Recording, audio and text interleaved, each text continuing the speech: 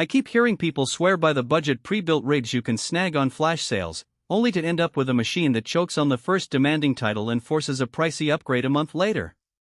That regret is real, and it's why I paused before clicking add to cart on the CYBERRPOWERPC Gamer Xtreme VR. Link is in the description if you want to check the product details on Amazon. In the next few minutes I'll walk through why this particular box might feel like a smarter buy, and where it could still leave you wishing you'd spent a little more. When you're shopping for a gaming PC, the biggest hesitation is usually around two things: will it actually run the games I love at the settings I want, and will it hold up long enough that I'm not scrambling for a new build next year? The Gamer Xtreme VR sits in that sweet spot where the headline specs look good on paper, but the real question is how they translate into everyday play. It's not a just plug-and-play system, but it's also not the flagship you'd expect from a boutique builder. Think of it as the middle child of pre-built gaming PCs, not the cheapest, not the most expensive, and hopefully the most balanced. First off, the heart of this machine is an Intel Core i7-12700KF. That's a 12-core, 20-thread chip that, in practice, means you get plenty of headroom for modern games that lean on multiple cores, plus you won't feel the CPU bottleneck when you have a browser tab open, a Discord voice chat running, and a recording software in the background.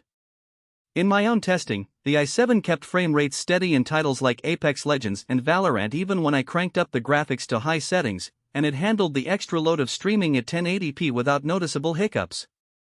If you're the type who likes to game while also doing some light content creation, that extra CPU muscle is a practical win. The graphics card is an NVIDIA RTX 3060 with 12GB of VRAM. It's not the newest RTX 40 series, but for a 1080p or entry-level 1440p experience it's more than capable. In Cyberpunk 2077 with ray tracing off and DLSS on, I was consistently hitting 7080 frames per second, which is smooth enough for competitive play. The 12GB of memory gives it a bit of breathing room for texture-heavy games, and the card is officially VR-ready. I tried a few popular VR titles, Half-Life, Alex, and Beat Saber, and the headset ran comfortably at the recommended frame rates, which is a solid indicator that the GPU isn't the limiting factor for casual VR sessions. Storage is a mixed bag. The 500GB NVMe SSD is fast, games load in seconds, and the operating system boots almost instantly. However, 500GB can disappear quickly if you install a handful of modern AAA titles plus the OS and a few utilities. The good news is the extra 2TB HDD sits right alongside it, providing a huge catch-all space for media, older games, or large files like video footage.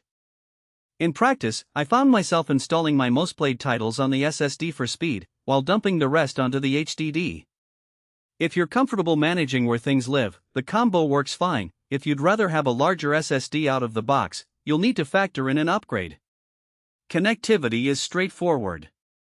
Built-in Wi-Fi means you can set up the rig in a room without running an Ethernet cable, and the assortment of USB ports, including a couple of USB-C slots, covers most peripherals. I connected a dual monitor setup using the HDMI and DisplayPort outputs, and there were no driver quirks or display issues, which is a relief because some pre-built ship with mismatched adapters that cause headaches. Now, who should actually consider buying this system?